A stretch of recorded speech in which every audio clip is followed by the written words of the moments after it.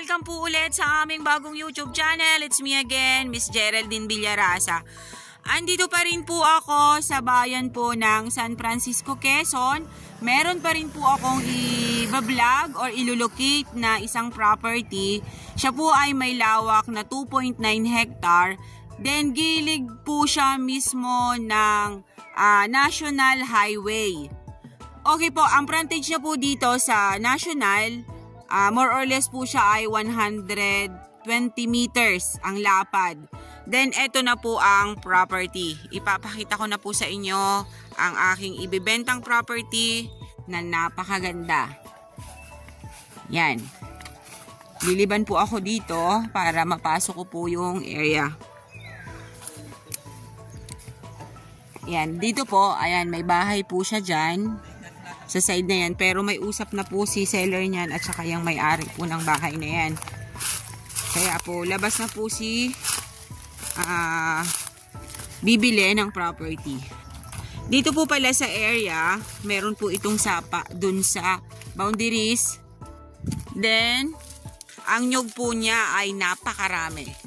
Sa ngayon po ay hindi pa po nalulukad, kaya napakarami pa pong nyog.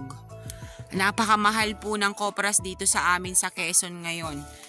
Dito po sabi po nila 60 pesos per kilo. Sa amin po sa Lopez ay 52. Yan. Ang nyug po dito ay more or less po ito ay 500 kapuno. Pero hindi lang po ito 500 sa tingin ko po. Kasi talagang napakarami po niya. Productive na productive po yung property. Then,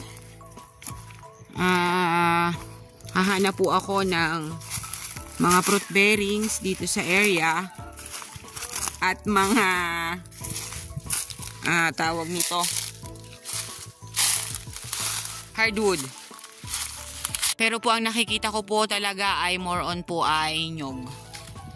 Teka po, lalapitan ko po itong isang puno na to kung ano po siya. Ayan. Ang property naman po ay flat dito sa bungad. Then, medyo may islant ng konti. Yun po ang kalagayan ng property. Ayan po. Wala pa rin po akong nakikitang fruit bearings dito sa loob. Halos lahat pa rin po ay nyog. Malinis po yung area. Talaga pong pinapatabasan po ito ni seller lagi. Gusto niya po ay malinis lagi yung kanyang property. Ayan po siya. Ayan po, acacia po yan. Na 2 puno sa side na yan.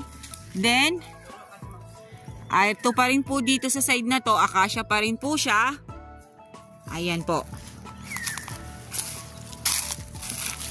Buti na lang po ay mayroon po akong kasama na alam lahat ang pangalan ng kahoy. Pero kung ako lang po ang papasok sa property, hindi ko po mababanggit ang pangalan ng kahoy na yan.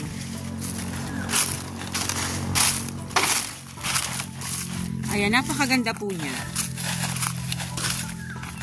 Yung mga bunga po niya ng nyog ay malalaki po yung buo niya. Hindi po siya tulad nung ibang property na nyugan na naapektuhan po nung nakaraang tag-init.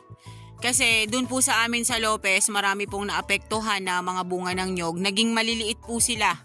Pero once naman po na magtag-ulan na ulit, babalik naman po ulit yun sa dati. Dito po ay hindi. Malalaki po talaga yung buo ng nyog. Hindi po siya nagbago kahit siya ay nagtag-init. Sa bagay po dito po kasi sa property may source of water. Kumbaga po ay yung tubig po na galing dun sa sapa, nasisip-sip nila. Kaya hindi po sila nagkulang sa tubig. Then kanina yung may bahay doon, meron po palang tangke dito na kinukuhanan ng barangay pero hindi po dito sa area. Kaya po nakita ko po yung bahay doon, meron po silang hose ng tubig na papasok dun sa bahay. Ayan. Ayan pa po siya. Ito pa, kasama pa yan. Basta lahat po ng malinis na natatanaw nyo sa video, nakikita nyo sa video, kasama po yan sa 2.9 hectare. Ayan po, yung side pong yan, kasama pa rin po yan. 600 ito. Puno ano? Oo, binanggit ko lang po ay, binanggit ko lang po ay 500 more or less. Kasi baka ako'y pagtanimin ng makakabili. Pag ito pinabilang, sasabihin, Geraldine, hindi anya ganito ang nyog, kulang. Yung pong property dito sa may bandang likod, medyo umislant lang po siya ng konti. Hindi po basag ang lupa niya. Yan po, yan pong side na yan. Ayan, mga buli po siya.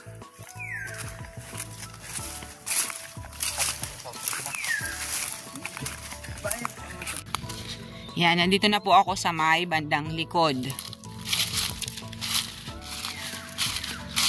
Ayan po, medyo po siya umislant dito sa side na yan. Ayan, medyo konti lang naman po. Yang side na yan. Then, ayan, umislant pa rin po dyan sa side na yan. Yang pong malinis na yan. Asan po ang fruit bearings? Ayan po, may isa na po akong nakitang fruit bearings. Ito po ay guyabano. Yung batino ba na yun, kasama pa sa property? Ha? Okay po, may isa po akong hardwood na nakita doon, batino. Kasama pa rin daw po yun sa property, sabi nung aking kasama. Then, bababa po tayo ng konti. Ito po, nag-ano po dito. Semi-slope, dito po sa side na to. Ayan.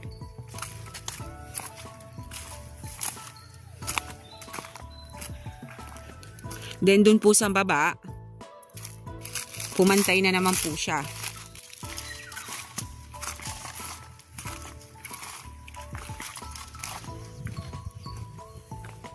Ayan po siya. Napakaganda po talaga ng area.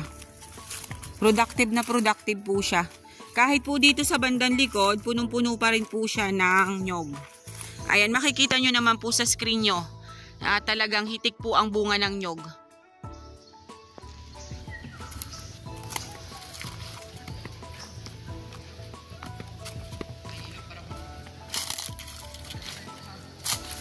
O, pupuntahan po natin yung sapa.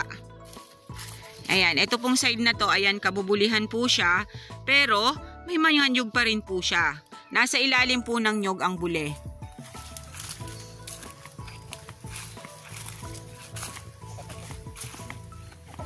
Ayan po, yan pong sa mga side na yan. Kasama pa rin po yan. Mga buli pa rin po dyan sa side na yan.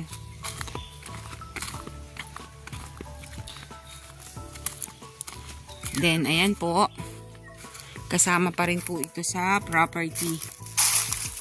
Then, dito po sa likod, medyo po hindi nahawanan.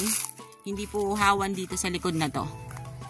Pero okay lang naman po kasi dun po sa bungad, ay talaga naman pong malinis. Kitang-kita nyo po yung mga puno ng nyog. Then, itong sapa na to, Warren, boundaries.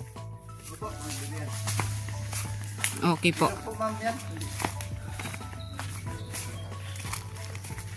Ayan po, ilog po pala siya. Ito po yung boundaries ng kabilang property. Ayan po siya. Yan, may tubig. Yan. Umaagos po ang tubig niya. Ito po yung boundaries ng kabilang area. Then, iikutan pa po natin. Ito ay kasama pa rin. Malayo-layo pa po kasi kulang-kulang nga po itong 3 hectare. Kumbaga po ay kulang na lang po siya ng 1,000 square meter para sa 3 hectare. Ito, dito po sa side na to, pantayin po dito. Flatland po itong area na to.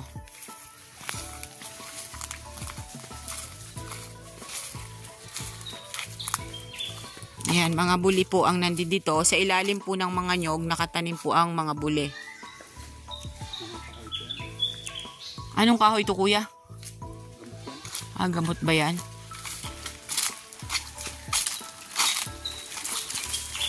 Ayan po. Dito po ay may mga kambing na nakapugal.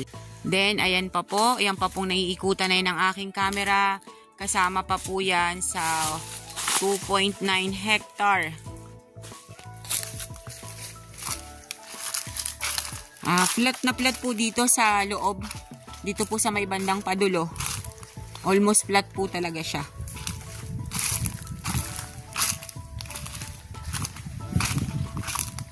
Ayan.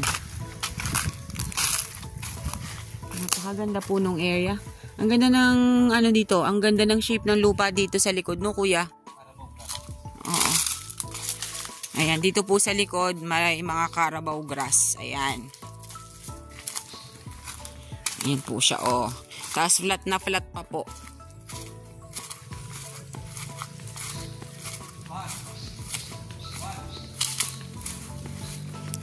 Ayan, dito pa rin po, mga buli pa rin po siya.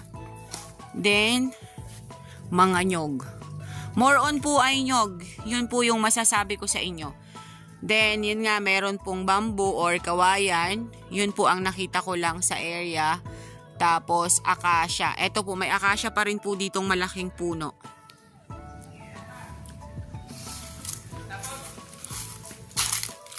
Medyo po tayo ay babalik na dun sa pinagmula natin sa National Highway. At tayo po ay nasa dulo na ng property. Ayan pa po. Meron pa po dito sa side na to, langka. Guyabano at langka po ang nakita kong fruit bearings. Ayan, dyan po sa side na yan. Kasama pa rin po siya sa property.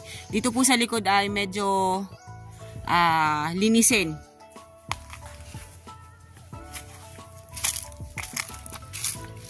Ayan po, kahit po siya maraming tanim na buli, ang nyug po ay napakarami pa rin.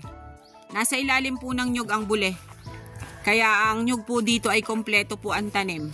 Kaya hindi lang po ito papalo sa 500 kapuno. Nabanggit ko na kuya. Ayan, dito po sa side na to, flatland pa rin. Then babalik na po tayo dun sa pinanggalingan natin. Medyo po naikot ko na po yung bandang likod.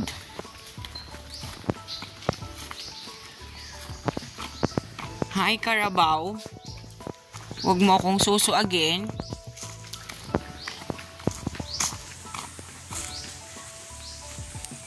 Ayan, ayan po ang ilog ulit. Papakita ko po ulit sa inyo.